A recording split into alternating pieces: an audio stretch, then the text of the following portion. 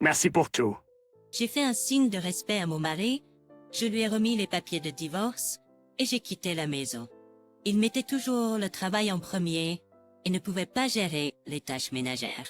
Sans moi, il serait sûrement en difficulté. Laissons-le réaliser à quel point il est impuissant. Je m'appelle Pierre. J'ai quitté mon travail juste après notre mariage et je suis devenue femme au foyer. Mon mari Marie était mon ancien patron, connu pour ses compétences exceptionnelles au travail. Depuis que j'ai commencé à travailler sur les ordres de Marie, il était toujours là pour m'aider. Donnait souvent des conseils sur le travail et finalement nous avons commencé à sortir, dîner en privé. Nous avons commencé à sortir en secret au travail et avons annoncé notre relation quand nous avons décidé de nous marier. Quand j'ai partagé la nouvelle de notre mariage, de nombreuses collègues féminines étaient envieuses. Devenir femme au foyer était l'idée de Marie. Cependant, une fois que nous avons commencé notre vie de couple, Marie a commencé à me mépriser. Tu te contentes de flâner à la maison et tu peux quand même manger. Tu as vraiment de la chance. Qui penses-tu qui pourvoit ce style de vie? Tu devrais me remercier. Si j'essayais de sortir en semaine, il ferait une tête mécontente. Sortir déjeuner pendant que je travaille. Qui penses-tu qui gagne l'argent pour ce déjeuner? Réfléchis-y. J'ai commencé à hésiter à sortir, craignant la réaction de Marie, et j'ai commencé à rester plus à la maison. Est-ce que c'est ma vie maintenant? Juste attendre que Marie rentre à la maison? Je peux pas supporter ça. J'avais l'impression d'avoir besoin d'un changement. Déterminée, j'ai décidé de travailler à l'extérieur à nouveau. Mais, Maureen peut être constant. Tu veux travailler? Mon salaire ne te suffit pas. Ce n'est pas ça. Je suis né au pays désespérément. Je me sens étouffé en restant tout le temps à la maison. Tu penses que le travail est juste un moment de répit? Tu le prends à la légère? Il m'a bombardé d'accusations, mais je savais que si je cédais, rien ne changerait. J'ai supplié Marie. Après beaucoup de persuasion, il a finalement accepté de me laisser travailler à temps partiel, à condition que je ne néglige pas les tâches ménagères. Travailler à l'extérieur après une longue période était stressant, mais cela m'a apporté un sentiment de fraîcheur. J'ai travaillé dur pour m'assurer que Marie n'avait aucune plainte concernant les tâches ménagères après mon travail à temps partiel. C'était difficile au début, mais j'ai finalement trouvé mon rythme. À cette époque, la mère de Naï décédait. J'ai informé mon travail à temps partiel de cette triste nouvelle et leur ai demandé un congé qu'ils ont gentiment accordé. Je suis allée de notre maison à la maison de la famille de Marie, préparant les funérailles et m'occupant de mon beau-père. Après les funérailles, Marie m'a dit « Tu n'as besoin de visiter la maison de ma famille que tous les 2 jours. Le nettoyage quotidien et la lessive ne sont pas nécessaires, n'est-ce pas? Prépare simplement des repas que mon père peut facilement réchauffer. » Il semblait s'inquiéter que ses besoins soient négligés si je visitais la maison de sa famille tous les jours. Si je continuais à m'occuper de mon beau-père, je pourrais garder mon travail à temps partiel. Si m'occuper de mon beau-père ne pourrait pas garder à temps partiel. Quand j'ai exprimé cela à Marie, elle a répondu avec agacement. À contre-cœur, j'ai réduit mes jours de travail, mais je me sentais coupable de demander constamment de la flexibilité. J'aimerais que mon beau-père puisse s'occuper de lui-même, mais il était catégorique. Les tâches ménagères sont le travail d'une femme. Il ne faisait aucun nettoyage ou lessive. Il était aussi pointilleux sur la nourriture. C'est trop salé. Ou je veux autre chose pour des plaintes courantes. À cause de cela, je rentrais souvent tard chez moi depuis chez lui. Un jour, mon beau-père ne voulait pas manger le rôti 2 jours de suite. J'ai dû préparer un autre repas, ce qui m'a fait arriver en retard. Je suis désolé, mon beau-père voulait quelque chose de différent, donc j'ai dû préparer un autre repas. Je vais servir le dîner tout de suite. J'ai servi à Marie le rôti que j'avais ramené. Attends 1 minute. J'étais en retard parce que je suis allée chez ta famille, pas à cause de mon travail à temps partiel.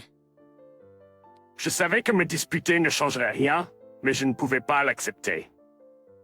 J'ai continué à jongler entre les tâches ménagères, prendre soin de mon beau-père et mon travail à temps partiel, sacrifiant mon sommeil.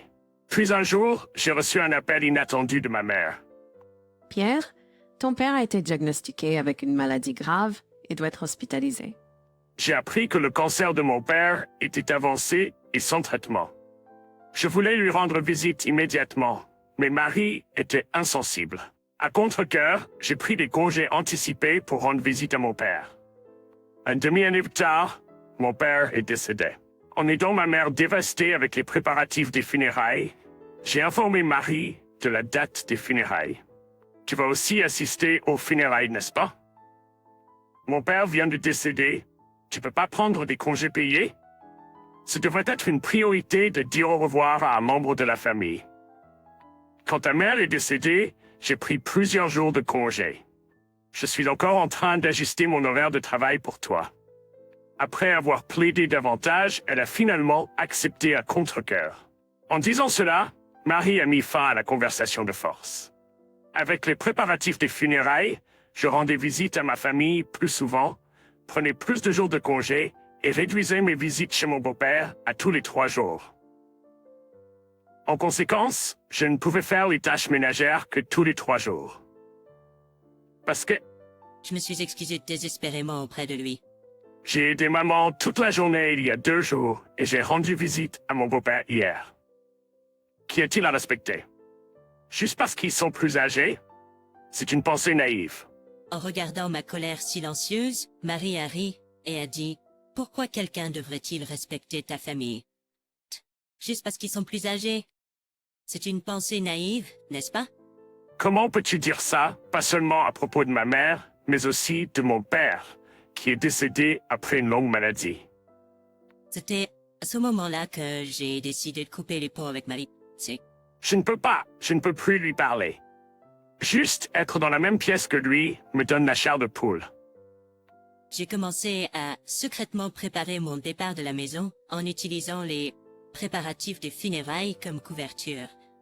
J'ai discrètement déménagé mes affaires chez mes parents. C'était difficile de dire à ma mère en deuil la situation actuelle, mais je ne pouvais plus le supporter. Je ne supportais plus l'attitude de Marie et je voulais retourner chez moi. Quand je l'ai dit à ma mère, elle m'a réconfortée en disant « Tu as bien fait jusqu'à présent. Si Pierre veut revenir, je serai plus qu'heureuse. Ce ne sera pas solitaire ici avec toi. Merci, maman. Il vaut mieux se libérer de Marie et trouver un nouveau bonheur que de forcer un mariage. » Avec ces mots de ma mère, je me suis sentie rassurée et j'ai continué mes préparatifs pour partir. J'ai tenu ma parole, j'ai gardé mes émotions sous contrôle, gérant parfaitement les tâches ménagères et prenant soin de mon beau-père. Ce n'est qu'un peu plus long à endurer en faisant des choses pour mon mari. Tant que je faisais le ménage, Marie ne se plaignait pas et nous évitions les conversations inutiles. Le jour des funérailles, après avoir brièvement rendu hommage, Marie sans dire grand-chose. Marie, tu retournes vraiment au travail, hein? Ma mère avait l'air déçue. Même si elle connaissait notre situation, elle espérait qu'il prendrait une pause du travail pendant cette période. Apparemment, c'est que maman attendait. Tu as vu, maman? C'est juste comme ça qu'il est. Entendant mon commentaire indifférent, ma mère a répondu « Eh bien, je suppose qu'il n'y a rien à faire. » Nous étions toutes les deux rassurées que notre décision de divorcer était la bonne. Après Tangjaï, comme d'habitude, Marie ouette. Je suis de retour. Bienvenue à la maison. Marie a crié en réponse à ma réponse brève. Me remercier? Marie s'est assise avec arrogance sur le canapé, attendant ma réponse. Je me suis légèrement inclinée vers lui et j'ai dit « Merci pour tout jusqu'à présent. » J'ai rapidement remis les papiers de divorce à Marie. Cela signifie exactement ce que ça dit. Je veux divorcer. Marie a éclaté de rire. Je suis sérieux. Je pars vivre chez ma mère. Elle est d'accord. J'ai économisé de l'argent grâce à mon travail à temps partiel et ils envisagent de m'offrir un poste à temps plein. Enza, j'ai remis les papiers de divorce à Robert, stupéfait, et je suis parti avec un seul sac. Quand je suis arrivé chez mes parents, je me suis endormi en parlant de mes difficultés et de mes souvenirs de mon père avec ma mère. Robert continuait à me contacter, mais j'ignorais tous ses messages. Ses messages étaient toujours condescendants. L'ignorer était le bon choix. Robert n'est jamais venu chez mes parents. Son orgueil ne lui permettait pas. Grâce à cela, ma mère et moi avons vécu en paix. Quelques jours plus tard, j'ai réalisé que j'avais oublié quelque chose à la maison et je suis retourné en douce pendant que Robert était au travail. La maison était dans le désordre. Des ordures et de la poussière partout, avec des emballages de restauration rapide éparpillés dans la cuisine et des vêtements froissés partout par terre. Il semblait que Robert n'avait pas fait de ménage. Alors que je me promenais près de la maison familiale de Robert, j'ai vu son père et un gardien parler à l'entrée. Apparemment, il y avait des plaintes des voisins à propos d'une odeur nauséabonde provenant de la chambre remplie de déchets. Si les choses ne s'améliorent pas, vous devrez partir immédiatement. Je comprends. Je vais chez mon fils. La maison de son fils?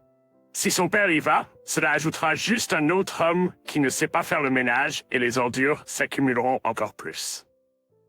Ensuite, j'ai entendu des voisins dire que le père de Robert avait fait ses valises et avait essayé de s'installer chez Robert, mais que Robert avait refusé de vivre avec lui, ce qui a entraîné une grosse dispute.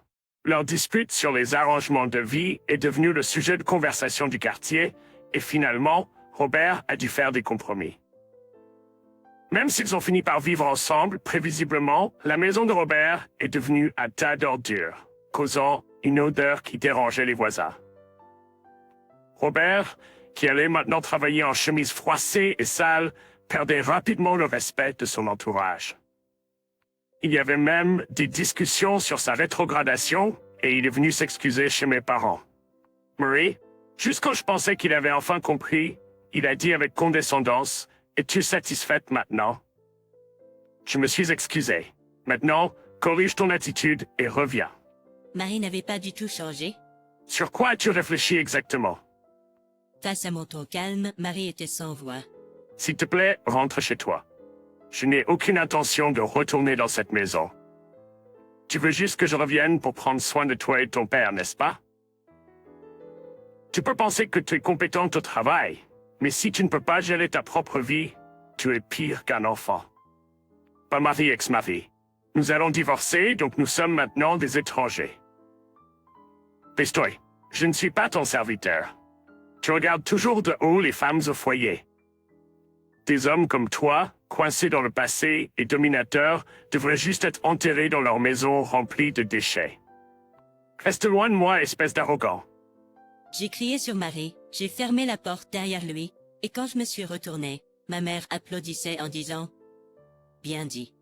T'es grâce à un rapide processus de médiation pour le divorce. » Heureusement, l'offre d'un poste à temps plein a progressé sans encombre, et il semblait que je pourrais gagner suffisamment pour vivre confortablement avec ma mère. Ma mère, qui était déprimée après la perte de mon père, retrouvait peu à peu son esprit maintenant que j'étais de retour. La vie à deux est maintenant épanouissante et joyeuse. Selon mon avocat, Marie et son père vivent toujours dans leur rempli de déchets. Connus dans le quartier comme le duo père-fils inutile, ils sont l'objet de commérages. Marie, incapable de dormir correctement à cause des déchets, est toujours privée de sommeil. En conséquence, il a perdu sa concentration, a commis une erreur importante au travail et a été contraint de démissionner.